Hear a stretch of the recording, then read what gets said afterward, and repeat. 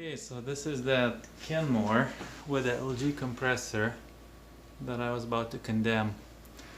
I've seen a lot of compressors bad on LG refrigerators, and I've seen some Kenmores also with the bad compressors because it's LG, made by LG.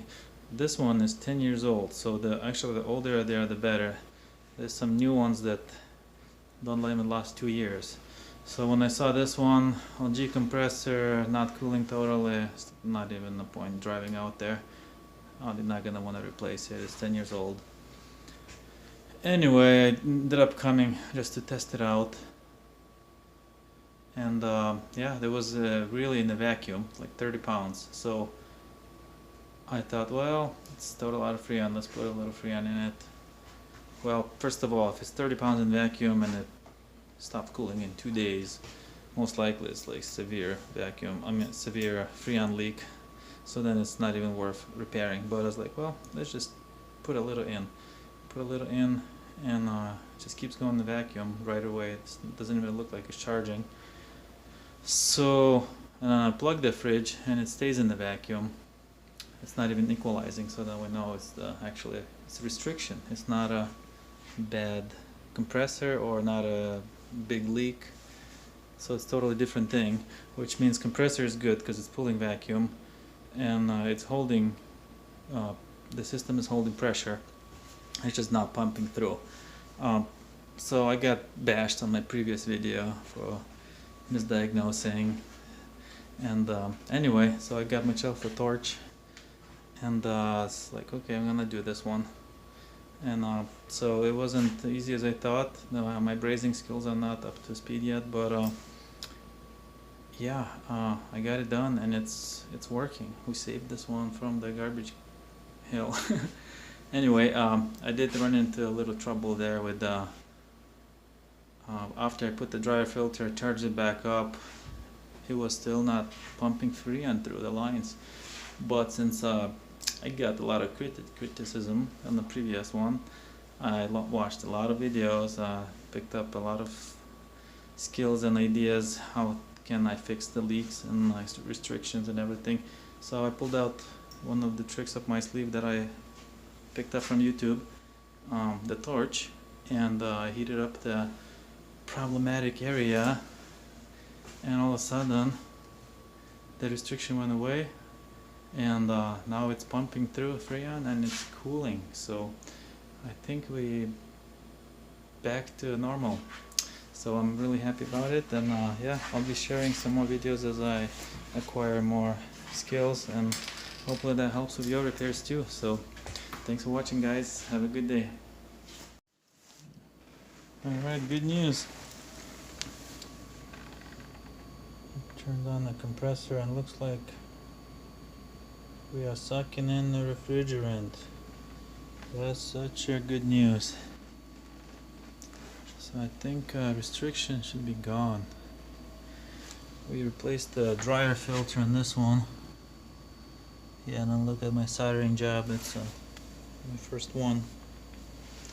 But anyway, yeah, the dryer filter was clogged. Put a new dryer filter, shortened the capillary tube. I replaced this stub. It was just a service stub. It was a very unsuccessful.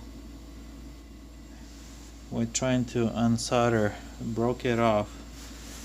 So this Schrader weld, we'll see how it holds. It holds the vacuum, so it should be good.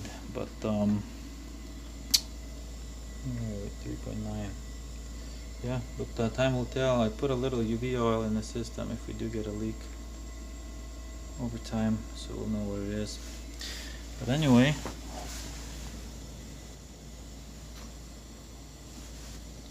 just hoping this line will start heating up, otherwise all this work for nothing.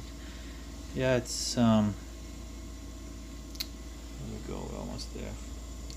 So yeah, we had basically a restriction. The system was in the vacuum 30 pounds, and you unplug the fridge.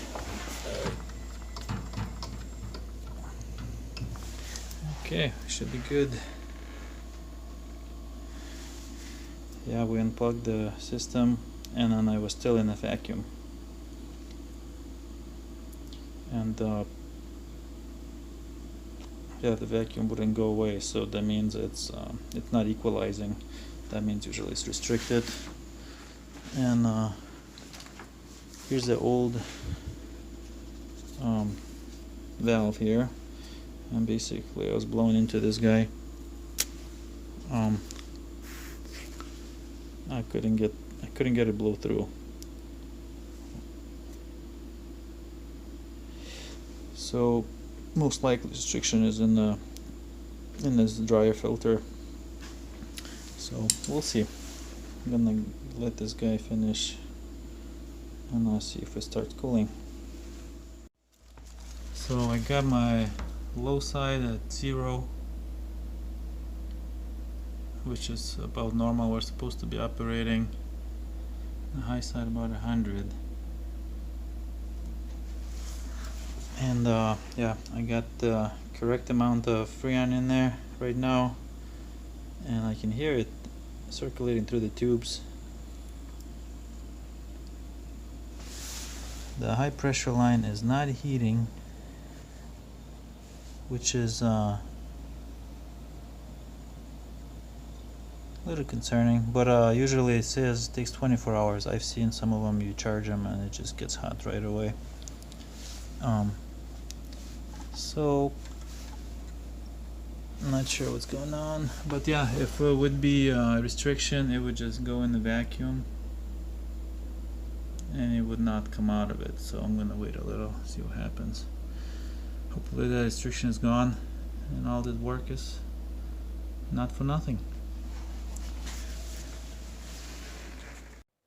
So I wanted to check if the evaporator fan was working, because it wasn't. I put the fridge in diagnostics mode, which is you take the back panel off. There's a button here, you push that once, and then it goes into diagnostics. You actually hold that, and then I push that once again, and then all the fans start running, and the compressor, and so the evaporator fans start working. I know that's good, and it's a good test if the restriction is gone, because the pressure is climbing back up and dropping on this side, so it's equalizing. I know the restriction is gone. So good news. I'm just gonna wrap it up and let it run for 24 hours, and time will tell if it's cured. But so far it's looking a lot better here, because before when I unplugged it, it was just sitting in the vacuum.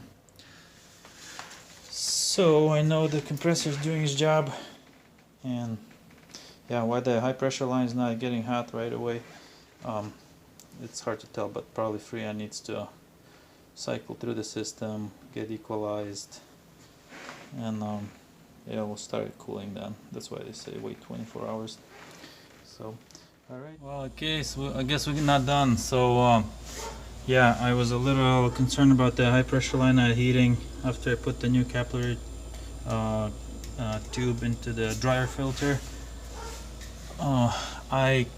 It was kind of hovering around 0. I filled it back up, gave it a little bit more pressure, and went back down to 0. And then I brought my blowtorch and I heated up this area a little bit.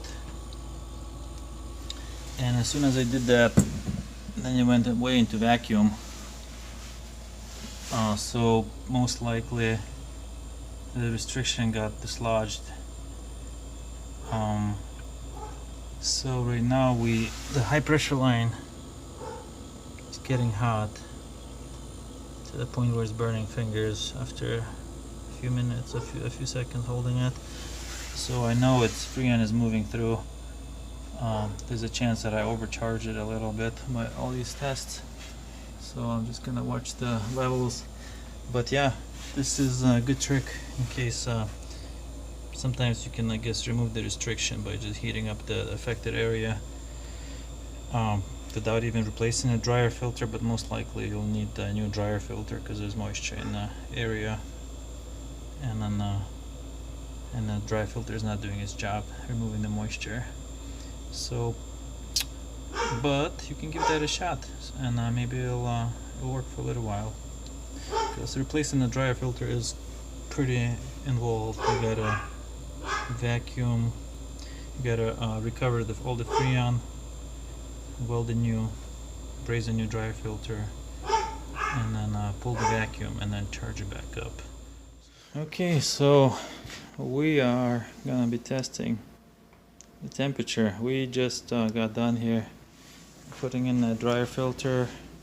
Feels like it's cooler, warmer, I mean, cooler, yeah. Anyway, let's see what's temperature inside. Oh, look at that, dropping down pretty good. Alright, thanks for watching the channel, guys. Have a good day.